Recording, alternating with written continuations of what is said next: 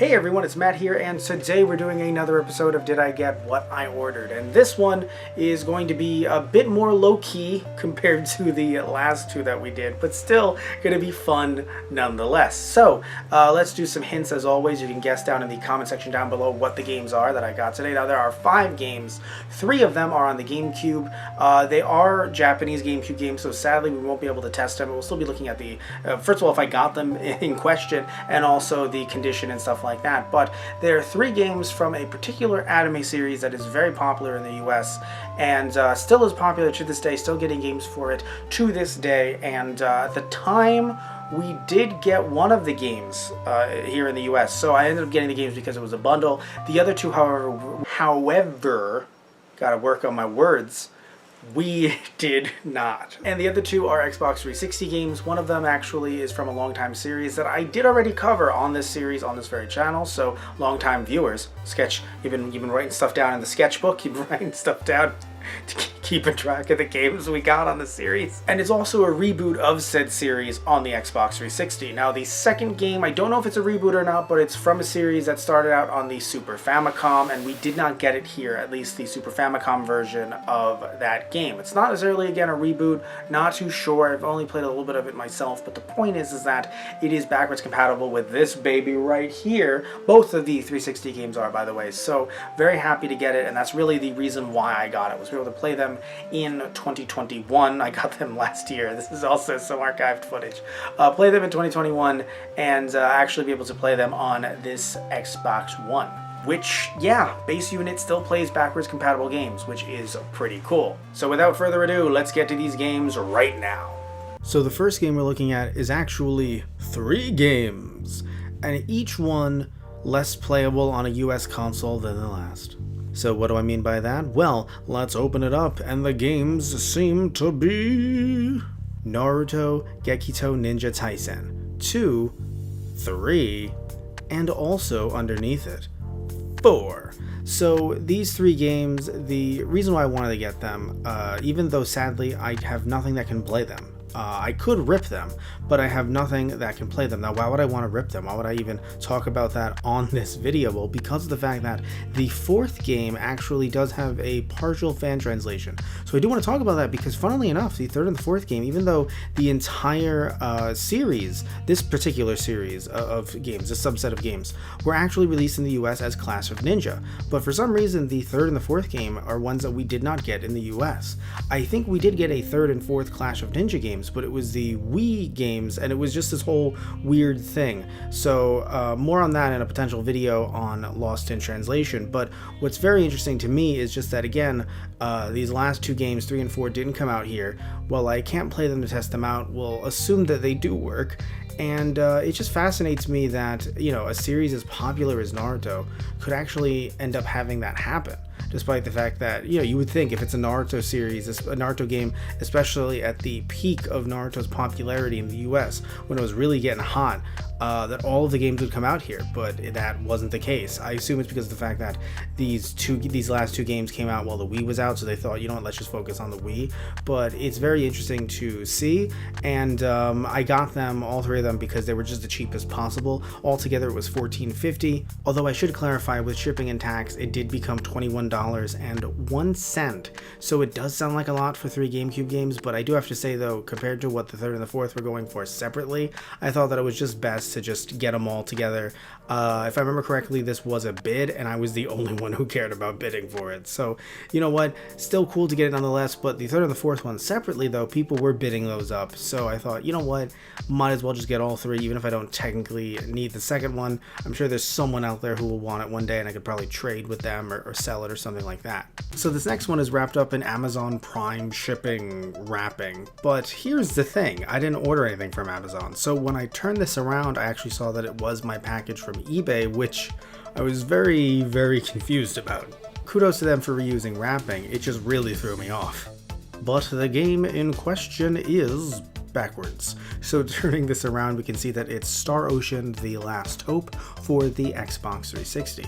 Slowly but surely trying to build up a small, very relatively tiny Xbox 360 and Xbox One collection, and OG Xbox collection. You can see that right there, that does not look good. However, only got this game for $7. But once you end up adding shipping and tax to it, it ended up being $10 to $11. A bit hard to pin down because it was part of a larger order. So when it comes to this game, I know nothing about it other than it was significantly cheap, and that I wanted it because it's compatible, backwards compatible with the original Xbox One. So don't want to build up some huge collection of every single 360 or Xbox OG game, or even an Xbox One game physical. Just games that work on the Xbox One that are very cheap.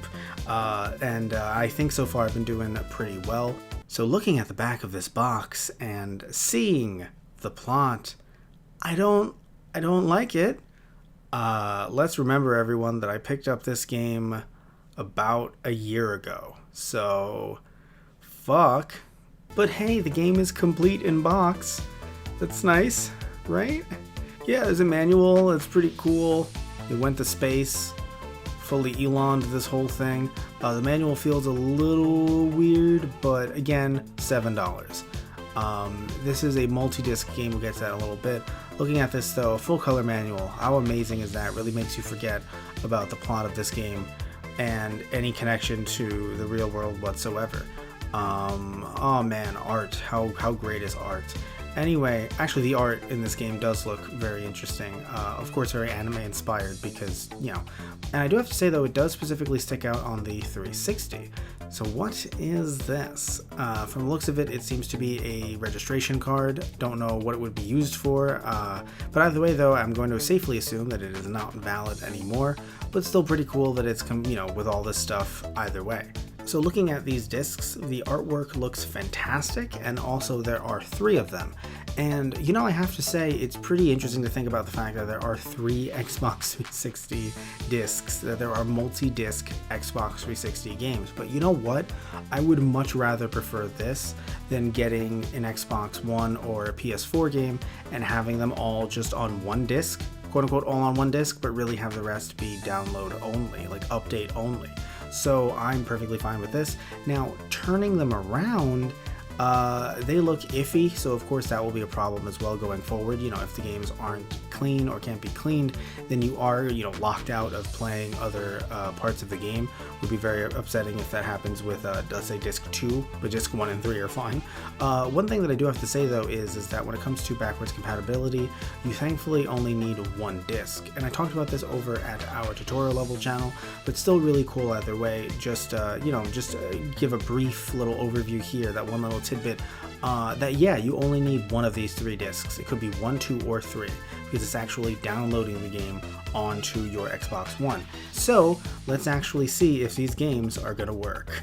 So I said games, but I meant discs, and I don't know why I said discs, because I'm only going to try 1 of these discs, because I only need 1 for the Xbox One. So trying this out, you can see that thankfully it does work, which is good.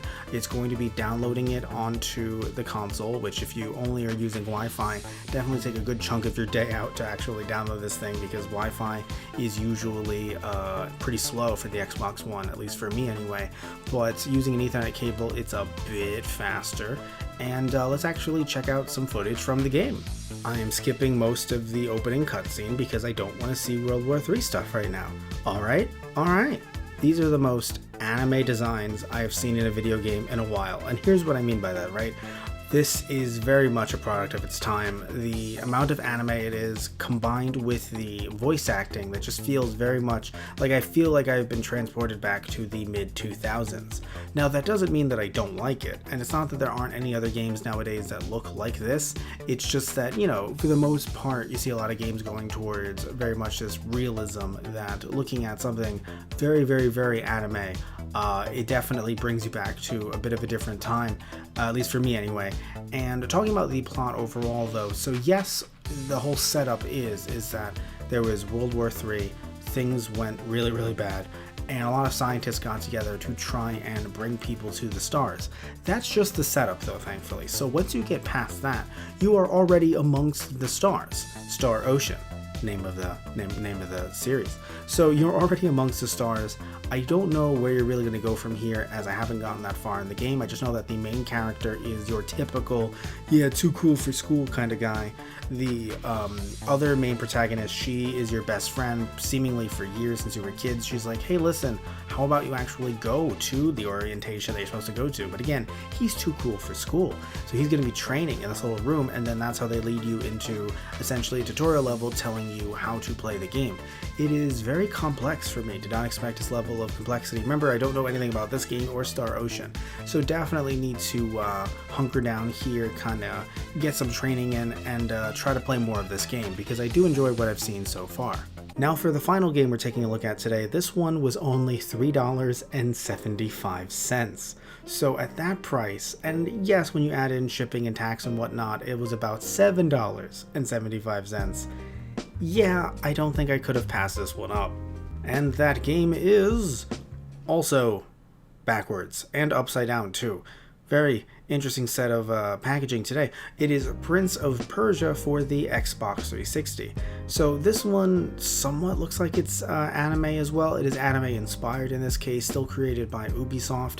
This is a reimagining of the series, and it's a little weird, kind of grimy a bit there, but again, $3.75. So if the game works, then I'm okay with that. Backwards compatible as well, by the way, so another game that I can play on my Xbox One, and this is a reimagining of the first Prince of Persia on the PS2. I guess also the first Prince of Persia ever as well. I haven't really played that one too much, but I'm more of a PS2 Prince of Persia person. Say that word 5 times.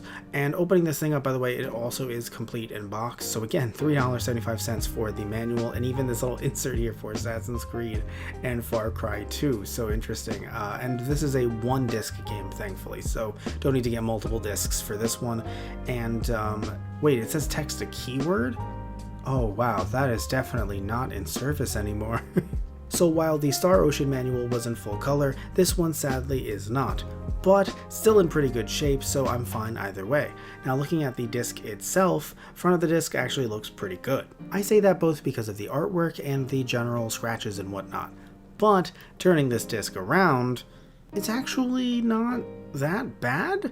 I thought it would be significantly worse being an Xbox 360 game. No. I mean, definitely look at that ring. I feel like this disc has definitely been cleaned before, but it doesn't look super bad either way. So I think this one is actually going to work. Going to be trying this out on the Xbox One, but again, always a chance that even on the Xbox One that this game might not work. So let's try it out. So as you can see, it reads the disc, and just like Star Ocean, it says, hey listen, have to install an update. That update is actually the game itself. So let's actually jump to the game right now. So I love the art style of this game so much. The story so far though is very much mid-2000s, very much something that we've seen before. Guy who's a bit boisterous, trying to save a woman from trouble, and it turns out, she's teaching him some stuff, or at least teaching us about some stuff regarding gameplay, and he's just, enamored with her, wondering what's going on, and it's just something that, again, we've seen it time and time again, so the story so far isn't really something to write home about. The art style very much is, and the gameplay is something that you've seen before with the Prince of Persia series, just a bit more updated to, at the time, modern consoles. But even with all of that, I'm still pretty interested in seeing where it's going to go from here. Maybe it'll actually be a bit less formulaic as the game goes on, from what I've seen so far. Just looking at the art style and the gameplay, I really do want to play more of this game. So, either way though, let's actually jump back to me in front of the shelf. Like I said, bit of a more low-key episode, but still fun games nonetheless. Although to be fair, with the other two 360 games, I'm still kind of on the fence about them, but I do want to delve into them a bit more. I want to hear your thoughts on them though down below, if you recommend them or if you don't recommend them, and if you also recommend some other Xbox One backwards compatible games. We'd love to be able to play some more games on this thing, because I really do enjoy it, and I wanted to get into the Xbox series for years, so really happy to be getting into Xbox consoles right now. especially with the 360s that I have. But you know, again, a little iffy with the engine there. I'm pretty sure I mentioned that throughout the video. So either way though, love you all, take care, and tune in next time. But before you go, please remember to like and subscribe if you liked the video, and if you didn't like the video, as always, you can still like and subscribe either way. It's okay, I won't judge you. So love you all, take care, and tune in next time. So see ya.